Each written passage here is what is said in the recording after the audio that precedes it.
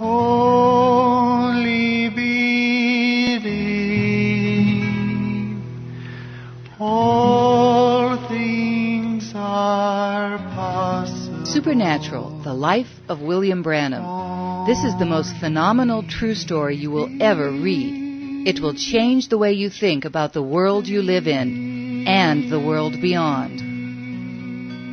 Chapter 1, Mysterious Birth Sign, covering the years 1909 to 1912. 15 is not too young to have a baby, muttered Ella Branham to herself, trying to bolster her courage. Why, I'm just as ready as... The pain struck again, stronger, more commanding than before. Ella felt her panic rise with a spreading discomfort.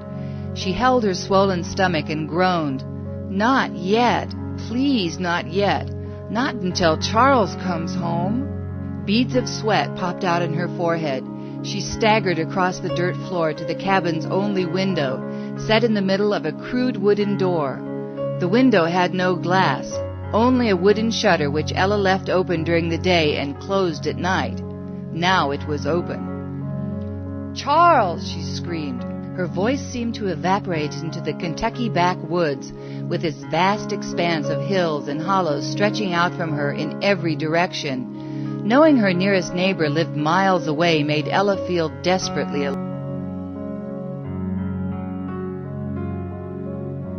alone. The pain tightened around her stomach, driving her into a panic. "Charles!" she screamed. Again, "Charles, where are you?" Then her voice sank into a feeble sob. "Please come home. I need you." Charles Branham had received his logging pay that morning and had walked into Burkesville, Kentucky to buy a new pair of bib overalls.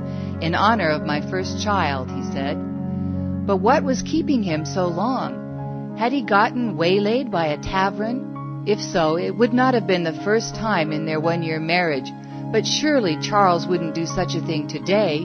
He knew their baby was due any time. The contraction subsided, leaving her spent. Ella sagged against the splintery door jamb, watching the sun settle behind the maples and oaks that had just begun to bud.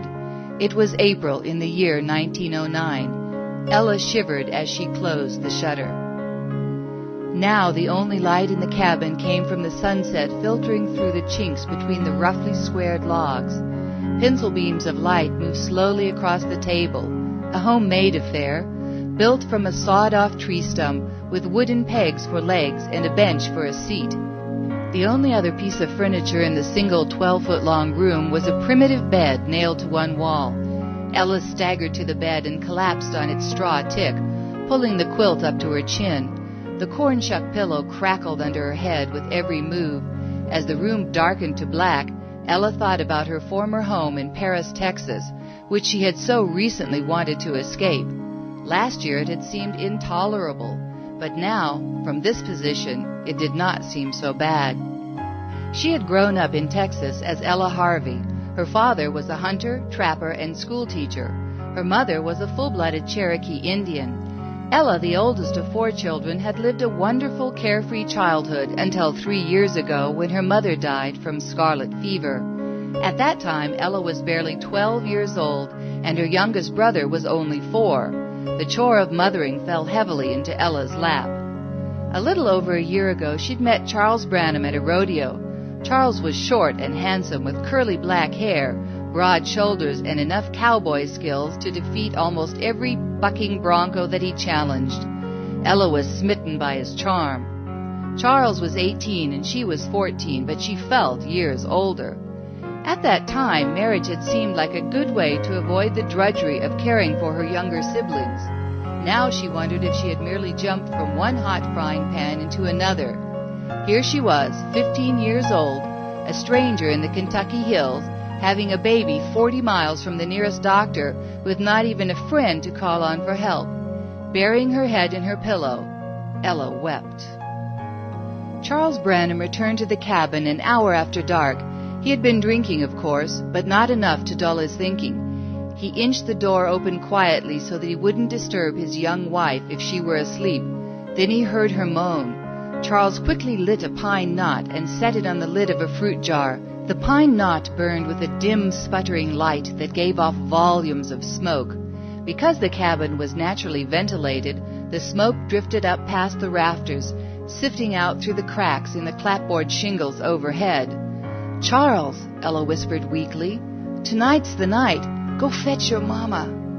Charles built a fire, then he hurried to his mother's cabin. The night was cold and clear, and the starlight made it easy to keep on the path. An hour later he returned with his mother and 2 neighbor women.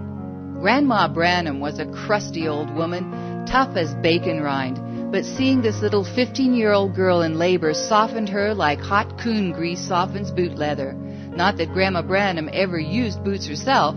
She'd never owned a pair of shoes in her life. Now she took charge of the situation. Having had 17 children of her own, she was well prepared to act as midwife for her new daughter-in-law. She insisted that Charles wait outside. He did not argue. Taking a blanket, he crawled under the lean-to tacked onto one end of the cabin, making his bed on the wood chips and bark.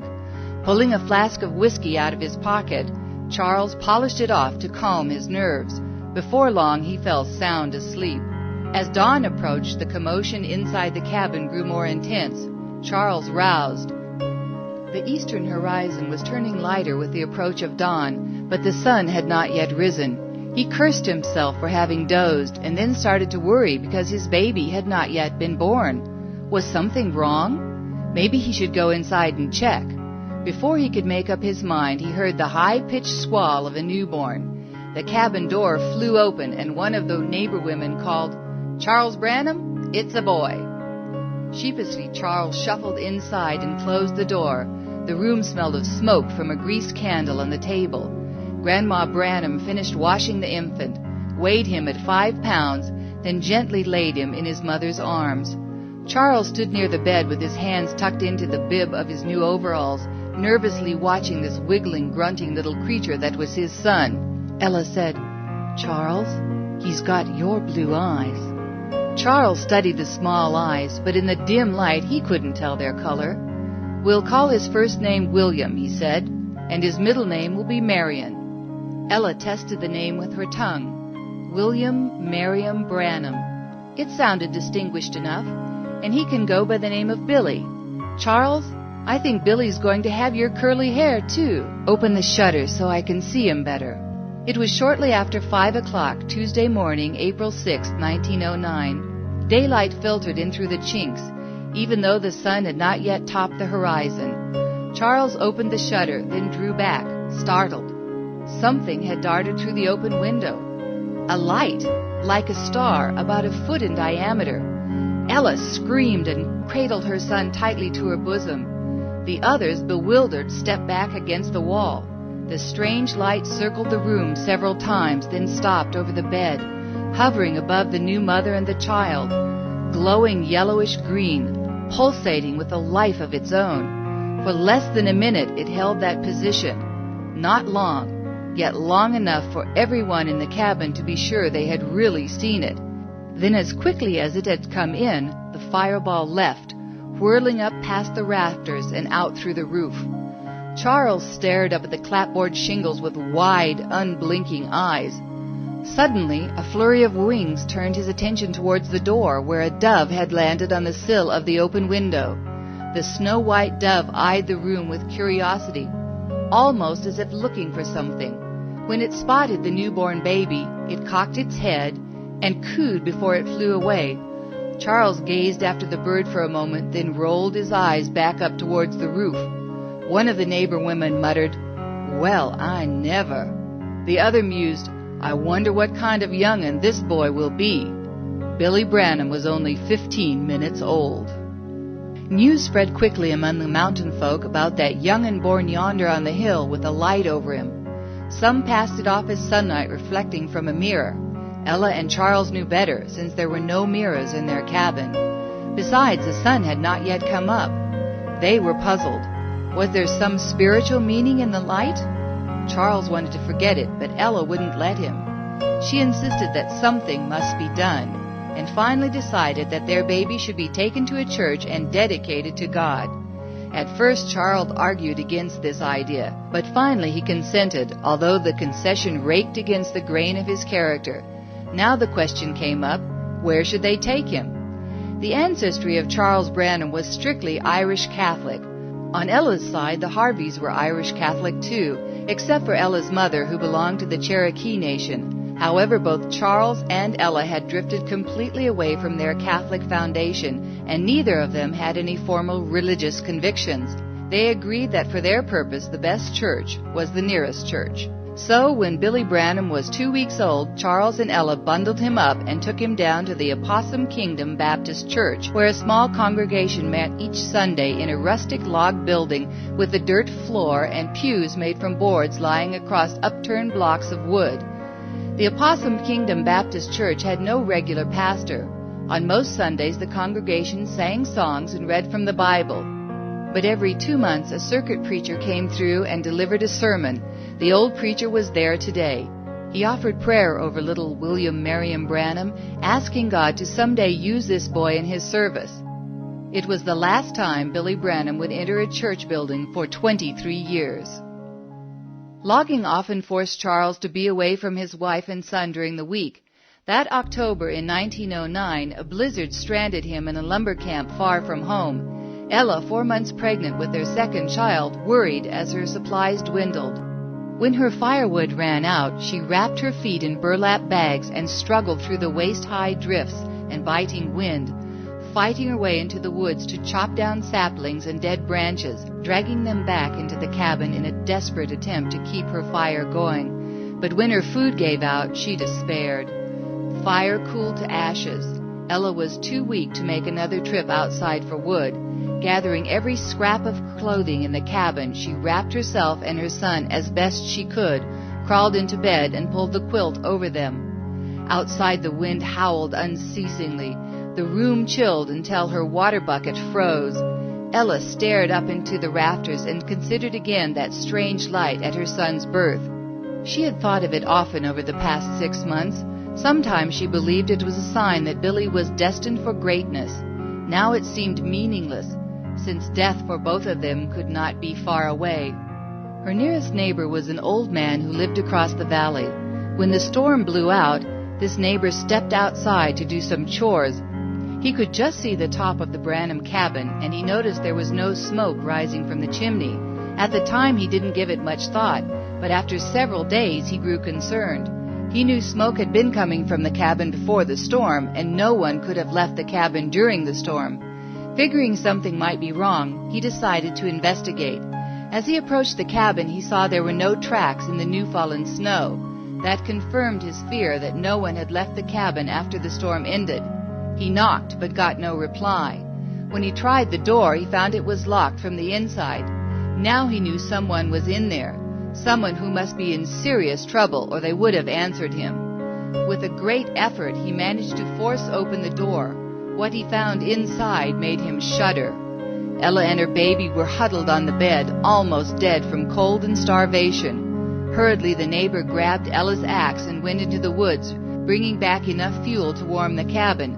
Finding no food, he trudged home and returned with as many groceries as he could carry. Calling a doctor was out of the question, so the old man took care of the young mother and child himself. By the time Charles broke through the drifts to his cabin, his wife and son were starting to recover their strength. The rest of that winter, Charles stayed close to home, hunting and trapping to keep the larder filled. In the spring, he went back to logging. After the ice thawed, he would hitch up an ox to the logs and one by one drag them down to the Cumberland River, where other loggers would lash them together into a raft, float them down to the Ohio River, and then on to the Mississippi. In March of 1910, Charles and Ella had their second child, Edward. A few months later, Ella, now 16, felt another baby growing in her womb. She bore her third child early in 1911. It was another boy. She named him Henry. Charles logged through the spring and summer into the fall of 1911. Then misfortune struck again, ripping Charles from his young family and almost destroying him. As the youngest of 17 children, Charles Branham had grown up with many rough teachers. He learned to hold his whiskey when he was just a boy, and he learned to settle disputes with his fists. In the fall of 1911, Charles was at a party when a fight broke out. Moonshine and hardened men made a wicked mix, and soon the fight grew into a ferocious brawl involving everyone in the room. One powerful bully named Willie Yarborough knocked a friend of Charles to the floor, jumped on him and drew his knife, and was about to plunge it into his heart when Charles brought a chair down on Willie's head. Charles backed away and drew his own blade. Willie forgot the man on the floor and went after Charles. Willie would have slit Charles' throat if he had gotten the chance. He was a merciless man who had killed his own son with a fence rail, but Charles' knife found its mark first, leaving Willie in a pool of blood, senseless, though still alive. News of this brawl reached Burkesville, Kentucky. Charles was implicated as a ringleader and charged with attempted murder. A sheriff rode up on horseback to arrest him. Before the sheriff could find him, Charles caught wind of his danger. He had to leave in a hurry, not knowing where he would go or what he would do. Before he left, he promised Ella that as soon as he found work and a place for them to live, he would send for her, using an assumed name so he could not be traced. And so, in the space of an afternoon, Charles Branham vanished, leaving his wife alone in the woods to fend for herself and their 3 babies. Billy was 2.5, Edward was 1.5, and Henry was barely 6 months old. At 17, Ella was almost a child herself. Before a few weeks had passed, she realized Charles had left a part of himself with her. She was pregnant again. That fall and winter stretched Ella to the limit of her strength. She seemed to be living through a nightmare, trying to care for 3 babies in a rude, isolated cabin, while she herself felt nauseated much of the time. She had no money, no resources, and no energy. If it had not been for the help of Charles' relatives, poor as they were, Ella knew she would not have survived. But finally the seasons changed, the ground thawed, and her nausea ended. Henry passed his 1st birthday, Edward his 2nd, and Billy his 3rd. The baby, kicking and twisting in Ella's womb, was getting near delivery. Once during that spring of 1912, a sheriff stopped by the cabin to ask if Ella had heard from her husband. She could tell the truth. She had not heard from him and had no idea where he was. A few days after the sheriff's visit, Billy and Edward were playing outside the cabin where a small spring kept the ground muddy. Billy wanted to show his younger brother how strong he was, so he picked up the biggest rock he could lift, held it over his head, and threw it towards the spring.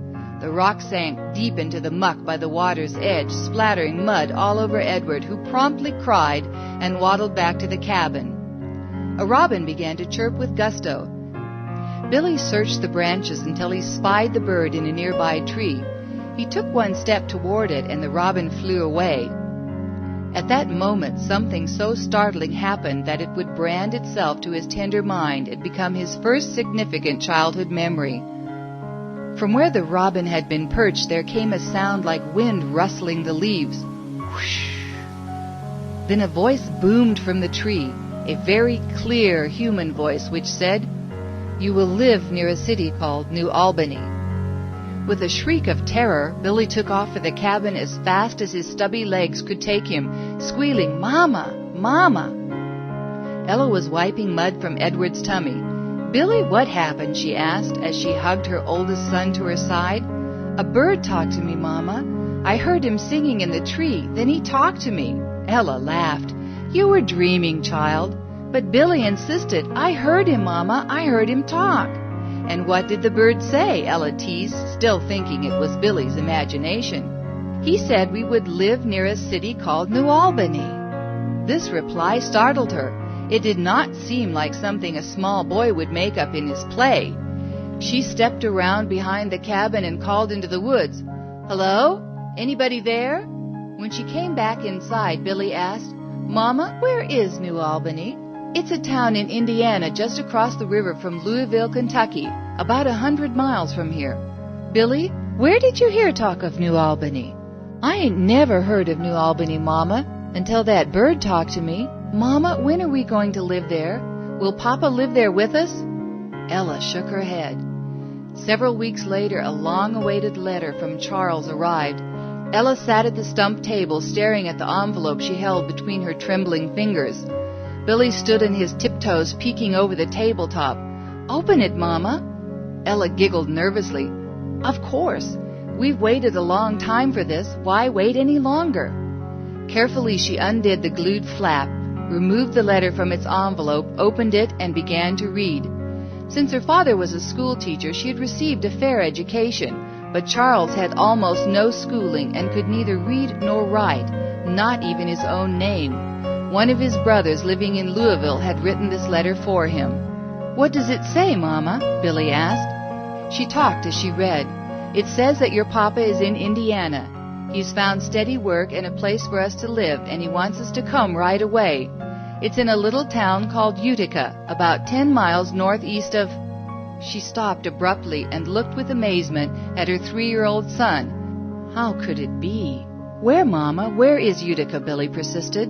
Ella said slowly, "Billy, we're going to live 10 miles northeast of New Albany, Indiana."